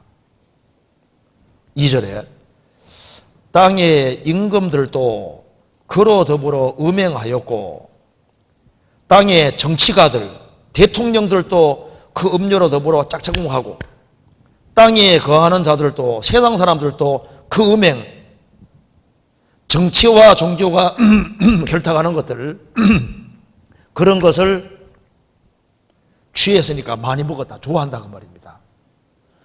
그래서 정치가 종교가 정치에 개입을 하고 세상 평화를 이루고 세상에 좋은 세상 만들려고 하고 그런 걸 사람들이 좋아하는 거예요. 그래서 오로지 영혼 구원이 먼저다 하고 천국 가는 거 중심으로 하면요 세상 사람이 싫어하거든요. 세상 사람들은 뭘 좋아하냐면은 땅의 임금들도 음료로 더불어 행음했다고 되어 있으니까 짝짝꿍 하는 게 행음이잖아요. 그러니까 정치와 종교가 하나가 돼가지고 잘 사는 세상을 만들고 세상 평화를 이루고 그렇게 하는 가르침이 좋아 보이니까 그 음행에 포도주였다. 그걸 사람들이 많이 마시고 대환영하고 좋아한다. 그러니까 이 음료를 되게 좋아한다니까요, 사람들이요. 세상 사람들에게 물어보면 종교 가지려면 뭘 가질래 하면 그 음료, 큰 음료, 그 종교 가지려고 하거든요. 왜? 좋은 일 많이 하고 세상 평화를 얘기하고 하니까 좋아하는 거예요. 그리고 여기 4절에 보시겠습니다. 그 여자는 자줏빛과 붉은빛 옷을 입고 금과 보석과 진조로 꾸미고 손에 금잔을 가졌는데 가증한 물건과 그의 음행에 더러운 것들이 가득하더라. 여기 자줏빛과 붉은빛 옷을 입고 손에 금잔을 가졌는데 사람에게 마시오는 것은 그 음행에 더러운 것도 가득하더라. 잘못된 교리가 가득 있는데 그걸 사람들에게 마시오는 거예요. 5절에 그 이마에 이름이 기록되었으니 비밀이라. 성경에서 비밀은 찾아보면 확인해보면 알 수 있는 게 비밀입니다. 큰 바벨론이라, 땅의 음녀들과 가정한 것들의 의미라. 땅의 음녀들은 쪼머라기 타락한 기독교 말하는 겁니다. 타락한 기독교들, 땅의 음녀들과 가정한 것들, 성경의 하나님 외에 다른 신들을 믿는 것들이 다 가정한 것들입니다. 잡종교들, 그런 것들의 의미라. 그래서 이 음녀가 중심이 돼서 온갖 종교들을 통합시키는 작업을 하잖아요. 그러면서 또 내가 보면 이 여자가 성도들의 피와 예수의 증인들의 피에 취한지라, 구원받은 사람들을 많이 죽였다고 말입니다. 예수 속에서 가장 많이 크리스찬들을 죽였습니다. 그리고 9절에 지혜 있는 뜻이 여기에 있으니 그 7 머리는 여자가 앉을 7산이에요. 여자가 7산에 터가 앉아 있는데, 로마는 7산으로 구성된 도시입니다. 거기에 탁 앉아 있는 거예요. 그리고 18절에 또 내가 본 바 여자는 땅의 임금을 다스리는 큰 성기를 하더라. 이게 한 성이 있는데, 도시가 있는데 거기에서 이제 정치가들에게 막 개입을 하잖아요. 땅의 임금들을 다스리는 큰 성기라. 임금들에게, 대통령들에게 이렇게 저렇게 하고 지시하고 할 수 있는 그런 세력이 누구예요? 누군지는 얘기 안 해도 아시겠죠?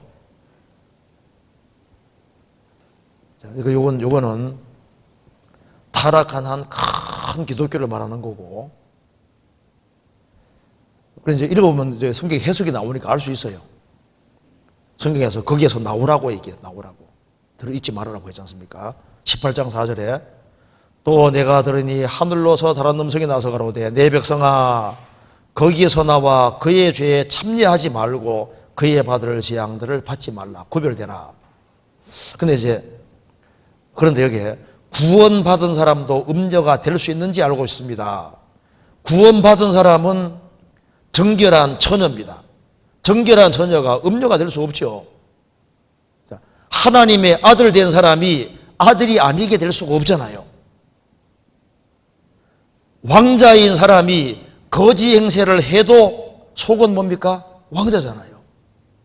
하나님의 아들이 아들답지 못한 행동을 한다 할지라도 그래도 아들인 거예요. 그러니까 구원받은 사람은 정결한 처녀고 그래도 신부인데 음녀 같은 짓을 할지는 몰라도 음녀가 될 수는 없는 겁니다. 그렇잖아요. 거듭난 그리스도인이 아니게 될 수가 없잖아요. 그러니까 불신자 같은 모습이 나온다 할지라도 그 사람 신분이 아들이 됐기 때문에 왕자가 거지 행세하고 거지처럼 살아도 여전히 뭡니까? 왕자가 거지가 될 수는 없는 거예요. 그래서 여기에 구원받은 사람도 음녀가 될 수 없고 구원받은 사람도 음녀짓, 그러니까 성도답지 않은 그런 행동을 할 수는 있잖아요. 그래서 성경 말씀하기를 구원받은 사람이 세상과 벗될 때 간음한다고, 음녀짓 한다고 성경에 설명을 한 겁니다. 성경에서 봅시다. 야고보서 4장 보시겠습니다. 4장 4절.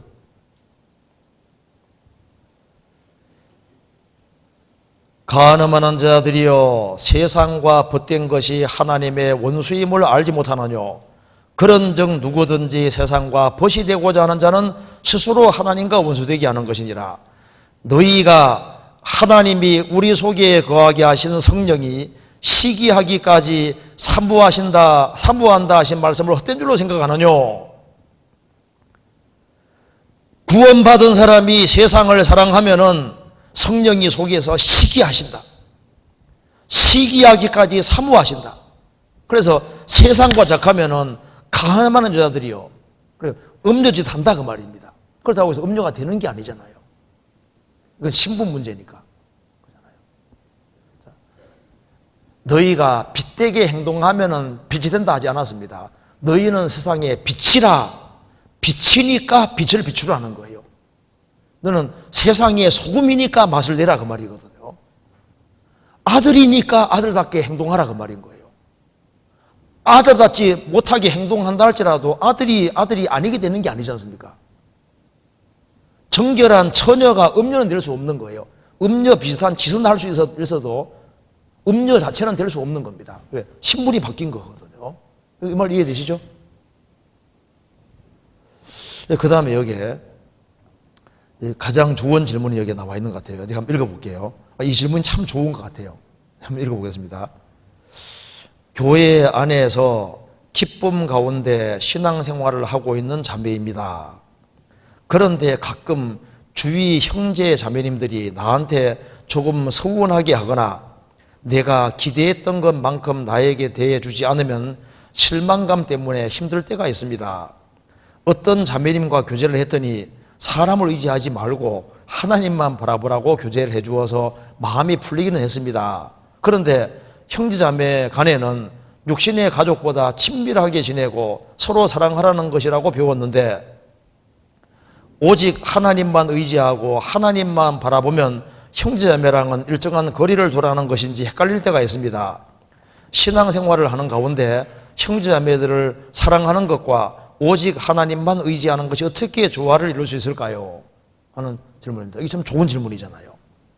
이게 이제 교회 안에서 기쁨 가운데 신앙생활을 하고 있는 자매입니다. 그죠? 구원받은 사람에게는 구원의 즐거움이 있고 기쁨이라는 게 있습니다. 그래서 구원받은 사람 마음속에는 구원의 즐거움이 속에 있게 되어 있는 거예요. 시편 4편을 찾아봅시다. 시편 4편에 7절 주께서 내 마음에 두신 기쁨은 저희의 곡식과 새 포도주의 풍성할 때보다 더하니이다. 주께서 내 마음에 두신 기쁨, 세상 기쁨과는 다른 기쁨이 있다 그 말입니다. 이 자매는 이제 기쁨 가운데 신앙생활하고 있는 자매다 그 말입니다. 너무 정상적이고 좋잖아요. 그런데 가끔 주위 형제자매님들이 나한테 조금 서운하게 하거나 내가 기대했던 것만큼 나에게 대해주지 않으면 실망감 때문에 힘들 때가 있다. 근데 알아야 될 것이 있습니다. 구원받은 사람은 죽은 돌이었다가 산 돌이 됐다고 되어 있잖아요. 구원받은 사람들을 보시면 산 돌입니다. 돌. 죽은 돌이었다가 산 돌이 됐습니다. 그래서 산 돌이긴 돌인데 뾰족한 게 얼마든지 있을 수 있고 다듬어지지 않은 것이 많이 있기 때문에 서운하게 대하거나 기대했던 것만큼 해주지 않으므로 실망을 줄 때가 있다. 이런 건 원래 오게 돼 있습니다. 형제자매 대하면서 실망을 안 하고 서운한 마음, 이건 원래부터 생기는 원래부터. 왜냐면 돌이 둥글둥글하면 좋은데 그렇지는 않거든요. 그래서 내가 한 것만큼 보답도 못 받을 수 있고 억울한 소리 들을 수 있고 서운한 마음 들을 수 있고 실망감 주는 일이 얼마나 있을 수 있죠. 이런 일은 한두 번 생기는 게 아니라 원래 많이 생길 수 있는 거예요. 그런 것이 없다면은 전신갑주 입으란 말이 필요 없잖아요. 구원받고 난 이후에 이런 일은 원래 오기 때문에 그래서 알아야 될 것이요. 구원받고 처음부터 사랑받으려고 생각을 처음부터 하지 말아요. 이게 중요한 얘기입니다. 서로 사랑하라 그랬지 사랑받으라고 안 했습니다. 그러니까 내게 잘해주면 좋은 것이지만 원래 못해줘도 괜찮은 거예요. 왜냐면 주님이 나를 일방적으로 사랑했잖아요. 우리가 뭐 주님을 사랑 많이 했기 때문에 사랑한 게 아니고 주님 일방적으로 사랑했기 때문에 구원받은 사람에게 원하시는 게 뭐냐면 일방적으로 사랑해주는 그거 원하시는 거예요. 그러니까 내게 대접해주기 때문에 대접해주는 게 아니고 내게 잘해주는 사람에게 잘해주는 게 아니라 그런 게 없어도 원래부터 그냥 사랑해 주도록 처음부터 부르신 거예요. 그러니까 왜 신앙에 문제가 생기냐 하면은 조건이란 걸 걸면 안 되는 거예요. 조건이란 걸. 이게 지금 굉장히 중요한 얘기를 하는 겁니다. 조건을 걸고 살아가면은 그러면 이제 신앙생활에서 복잡한 문제들이 생기게 되는 거예요. 결혼 속에서도 마찬가지입니다. 내가 내 할 도리를 하는데 이쪽에서 안 해주면 섭섭하잖아요. 상대편에서. 그런데 받으려고 생각을 처음부터 하지 말고 원래 사랑 주려고 하는 그런 마음을 가지고 시작해야지 맞는 거예요. 그래서 처음부터 받을 생각을 하지 말아야 되는 것이 그게 맞는 거예요. 만일 그렇다면 초권부 사랑이 되는 거예요. 성경 찾아봅시다. 마태복음 5장 보세요. 5장 보시겠습니다. 마태복음 5장 43절 또 내 이웃을 사랑하고 내 원수를 미워하라 했다는 걸 너희가 들었으나 나는 너희를 이르노니 너희 원수를 사랑하며 너희를 핍박하는 자를 위하여 기도하라. 46절 너희가 너희를 사랑하는 자를 사랑하면 무슨 상이 있으리요 세례도 같지 아니하느냐. 또 너희가 너희 형제에게만 무난하면 남보다 더하는 것이 무엇이냐. 이방인들도 이같지 아니하느냐. 조건부는 이건 세상 다 있는 거다 그 말입니다. 내가 이만큼 사랑해주면 이만큼 사랑받고 싶고 그건 세상에 항상 다 있는 거예요. 그러니까 주님께서는 내게 잘 대해주기 때문에 뭘 받을 생각을 처음부터 할 필요가 없다 그 말입니다. 우리는 받았을 때 사랑해 주라고 부르신 거예요. 처음부터. 그래서 사랑해 주는 만들었기 때문에 사람을 의지하지 말고 하나님만 바라보라. 그 말도 맞긴 맞는데 하나님만 바라봐야 되는 게 아니라 내 마음을 섭섭하게 해주고 원래 그런 것이 원래 있기 때문에 그런 걸 감수하면서 나는 계속 사랑해주고 계속 가까이 해주고 사랑해주고 이렇게 하는 것이 맞는 거예요.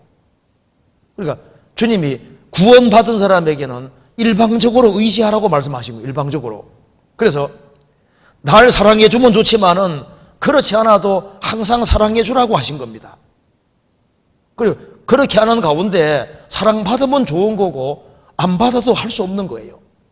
결혼할 때도 마찬가지. 결혼할 때도 사랑 주려고 결혼한 것이지 사랑받을 마음으로 그거는 내가 사랑해주면 자동으로 따라오는 거고 적게 오더라도 그냥 할 수 없는 거예요. 근데 조건을 걸고 있으면은 나는 이만큼 사랑해주는데 상대편이 안 해주면 갈등이 생기잖아요. 그 처음부터 아니라니까요. 처음부터 결혼할 때도 사랑 줄 생각만 하면 되는 거예요. 받을 생각을 할 필요 없다니까요. 해주면 좋지만 안 해줘도 괜찮은 거예요. 내가 형제자매에게 사랑 베풀었는데 이쪽에는 안 해줘. 원래 그럴 수 있는 거예요.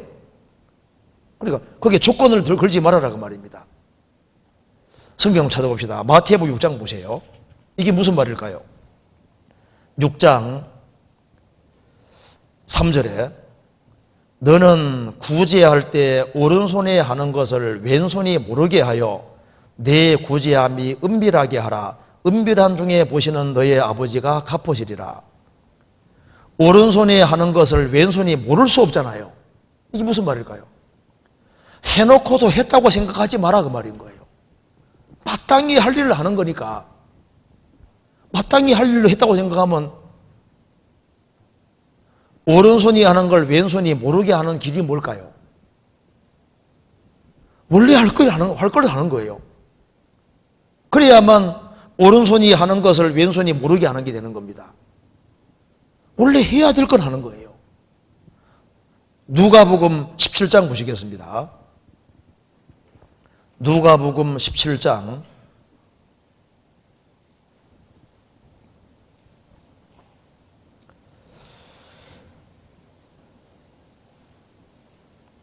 9절에 보시겠습니다. 명한 대로 하였다고 종에게 살해하겠느냐. 이와 같이 너희도 명령받은 것을 다 행한 후에 이르기를 우리는 무익한 종이라 우리의 하여야 할 일을 한 것뿐이라 할지니라. 종이 밭에 나가서 열심히 일했습니다. 집에 와서도 주인을 수종드는 일을 해야 됩니다. 그래서 밭 일도 하고 집에 와서 주인 섬기는 일까지 다 하고, 그렇게 했다고 해서 주인이 종들어 곧 와서 앉아 먹으라 할 자가 있느냐, 도리어 말하기를 내 먹는 동안에 띠뛰고 수종들으라 하지 않겠느냐, 종이 명한 대로 하였다고 종에게 살해야 하겠느냐. 이와 같이 너희도 명령받은 것을 다 행한 후에 이르기를 우리는 무익한 종이라, 우리의 하여야 할 일을 한 것뿐이니라 할지니라. 우리는 무익한 종인 거예요. 구원해 준 것만도 감사하고 지옥 갈 걸 건져 준 것만도 감사한데, 그러니까 우리 할 걸 다 하고 거기에 어떤 사례 같은 걸 받고 칭찬 같은 거 안 받아도 원래 필요 없는 거다 그 말입니다. 원래부터 필요 없는 거예요. 왜? 봉사를 열심히 했다, 칭찬 안 받아도 다 마땅히 해야 되는 거예요. 형제자매들을 어려울 때 내가 도와줬는데 나 몰라라 해. 원래 그럴 수 있는 거니까 그 사람 복이 그런 거예요. 그러니까 조건이란 걸 걸지 말아라. 조건이란 걸 걸면은 이 신앙생활이 골치 아파지는 거예요. 욥이 왜 신앙생활 잘했냐 하면은 예산을 충분히 세웠잖아요. 그게는 재산도 집어넣고 자기 아내 집어넣고 자기 목숨 집어넣고 다 집어넣었거든요. 그러니까 재산 날아가도 아멘하고 따라가잖아요. 자녀가 다 죽어도 아멘하고 따라가고, 아내가 막 욕하고 막 죽으라고 해도 따라가잖아요. 왜? 몸 전체가 병들어 따라가는 이유가 뭐냐면 그거는 조건이란 걸 안 걸고 따라가는 거예요. 그래서 이만큼 해주면 이만큼 하고 이제 그런 조건을 가지고 있으면은 신앙생활이 불편해지고 힘들어지는 거예요. 우리는 처음부터 애매한 고난을 받도록 부르심을 받은 거예요.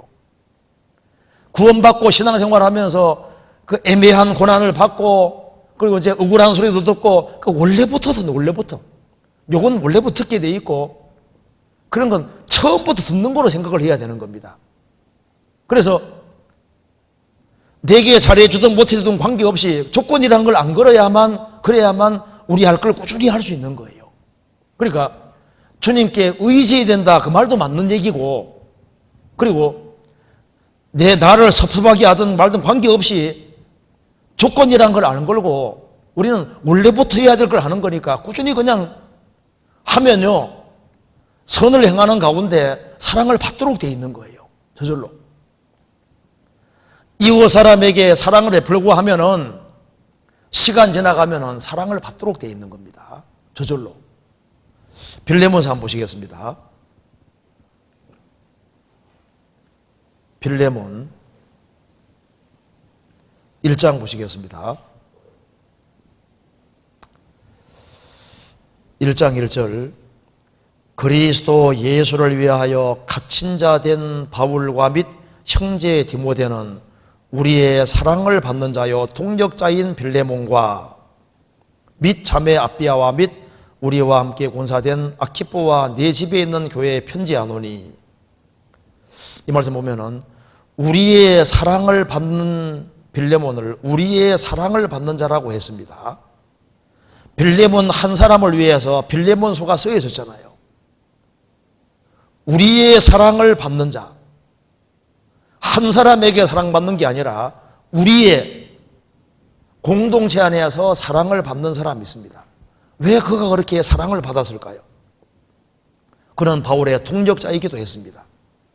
이렇게 사랑을 받는 이유는 그 앞에 그 4절에 보시겠습니다.